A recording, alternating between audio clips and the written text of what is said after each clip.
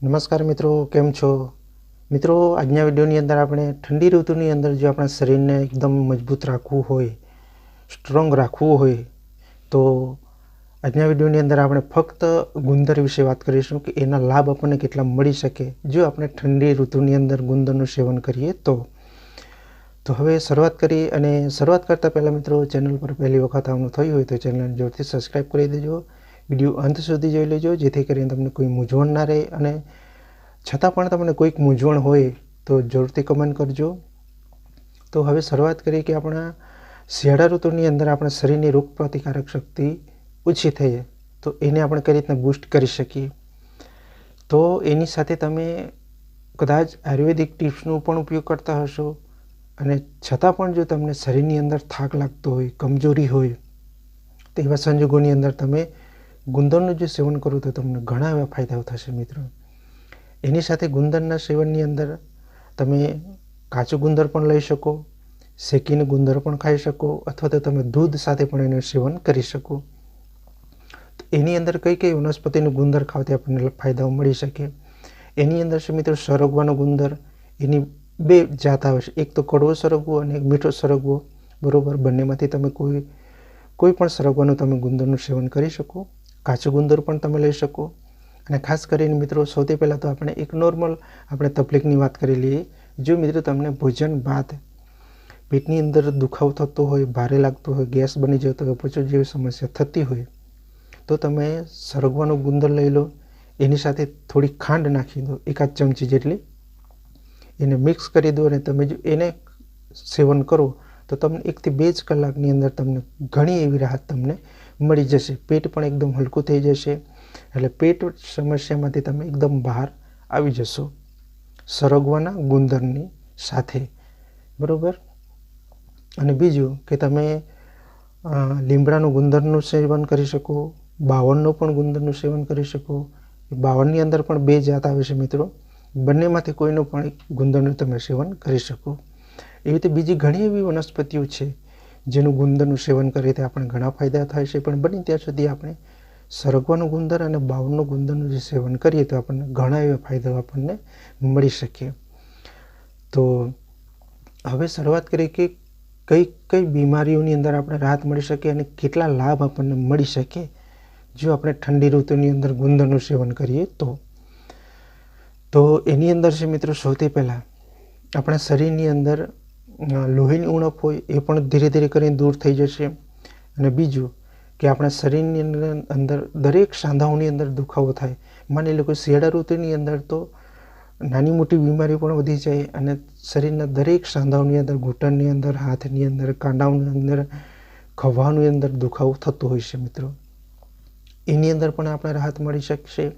અને બીજા નંબરે કદાચ આપણે હાડકાંની નબળાઈ હોય અથવા થઈ ચૂકી હોય તો એની અંદર પણ મજબૂતાઈ મળશે.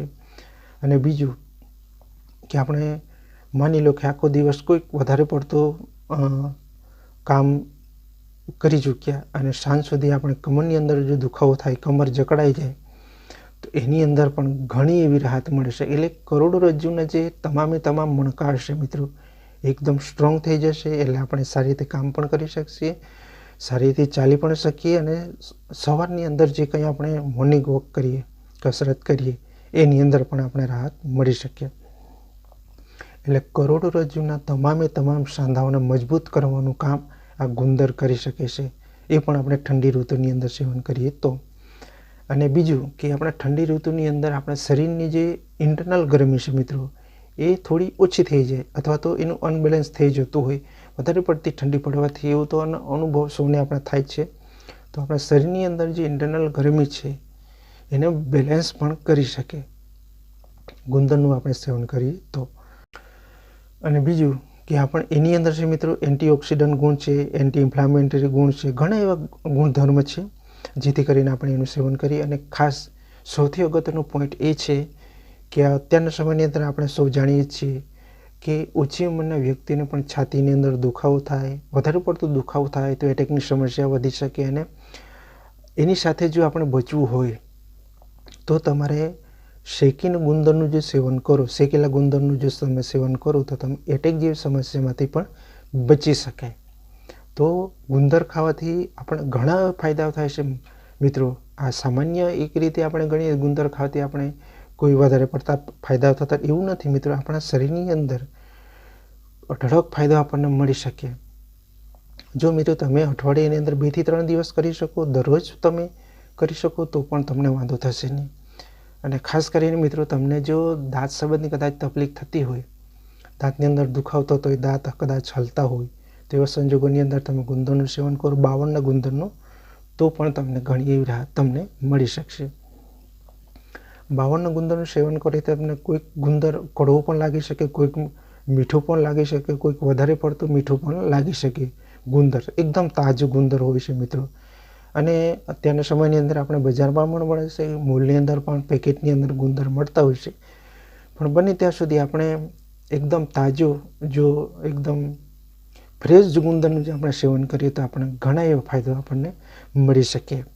તો આજના વિડીયોની અંદર આપણે એ જ માહિતી મેળવવાની હતી કે શિયાળા ઋતુની અંદર જો આપણા શરીરને મજબૂત રાખવું હોય, હાથ પગના સાંધાઓથી છુટકારો મેળવવો હોય, કમરના દુખાવાથી છુટકારો મેળવવો હોય, લોહીની ઉણપથી આપણે બચવું હોય, એટેક જે સમસ્યાથી આપણે બચવું હોય, માથાનો દુખાવો, માઇગ્રેન, થાક, કમજોરીમાંથી જે કંઈ એ નાની મોટી બીમારીઓથી આપણે છુટકારો જો મેળવવો હોય તો તમે અવશ્યપણે ગુંદરનું સેવન કરજો, જેથી કરીને તમને ઘણા એવા ફાયદા મળશે. તમારા શરીરની અંદર રોગપ્રતિકારક શક્તિ પણ વધશે અને લોહીનું જે પરિભ્રમણ છે એ પણ મેન્ટેન થઈ જશે, જેથી કરીને આપણે શિયાળા ઋતુની અંદર આપણા શરીરને મજબૂત રાખી શકીએ. તો આ માહિતી તમને કેવી લાગી જરૂરથી જણાવજો.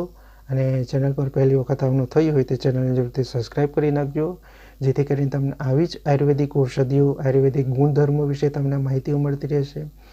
અને મિત્રો બને ત્યાં સુધી આપણે આયુર્વેદ સાથે જોડાઈએ તો આપણા શરીરને સુરક્ષિત રાખી શકીએ અને ન કરે નારાયણ આવી બીમારીઓથી આપણા શરીરને આપણે સુરક્ષિત પણ રાખી શકીએ, જેથી કરીને આપણે આયુર્વેદ સાથે જોડાવી એ આપણે સૌની ફરજ છે. આપણી સૌની મનની ઈચ્છા હોય તો આપણે જોડાઈ પણ શકીએ, જેથી કરીને આવનાર સમય, આપણા શરીર આપણું કેટલું સ્ટ્રોંગ રાખી શકીએ આપણા પોતાની હાથની વાત છે મિત્રો. તો મળીએ કોઈ બીજા વિડીયો સાથે. ત્યાં સુધી મારા તમામ દર્શક મિત્રોને લાંબુ અને સુરક્ષિત આયુષ્ય મળી રહે એ પ્રભુને પ્રાર્થના. જય શ્રી કૃષ્ણ. રાધે રાધે.